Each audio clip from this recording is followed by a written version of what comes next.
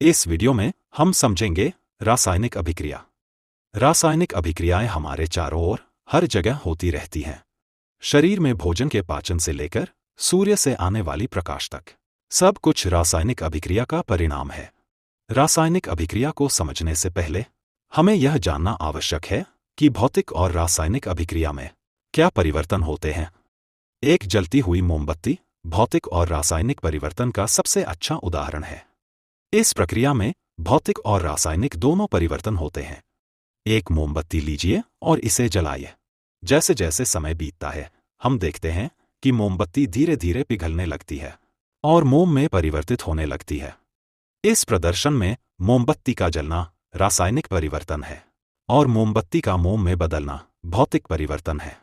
अब यदि हम इस मोमबत्ती को एक पात्र से ढक दें, तो हम देखेंगे कि मोमबत्ती बुझ जाती है।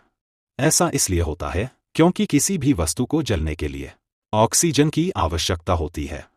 लेकिन जब मोमबत्ती को पात्र से ढक दिया जाता है, तो उसे जलने के लिए ऑक्सीजन नहीं मिल पाती, जिसके कारण वह बुझ जाती है।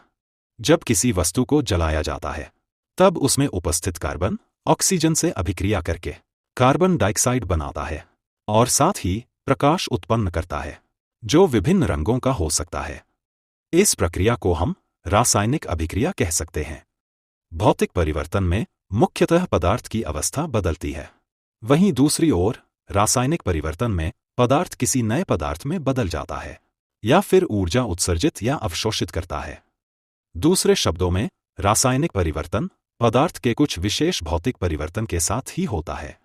आइए इसे एक सरल क्रिया द्वारा समझें। एक मैग्नीशियम रिबन लीजिए और इसे सैंडपेपर से अच्छी तरह साफ कीजिए। अब इसे किसी औजार की सहायता से पकड़ लीजिए। मैग्नीशियम को स्पिरिट लैंप या बर्नर की मदद से जलाइए और जले हुए मैग्नीशियम की राख को एक वॉच ग्लास में एकत्र कीजिए।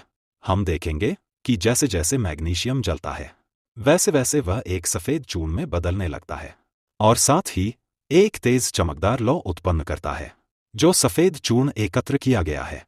यह मैग्नीशियम ऑक्साइड मैग्नीशियम और वायु में उपस्थित ऑक्सीजन के बीच हुई अभिक्रिया से बनता है।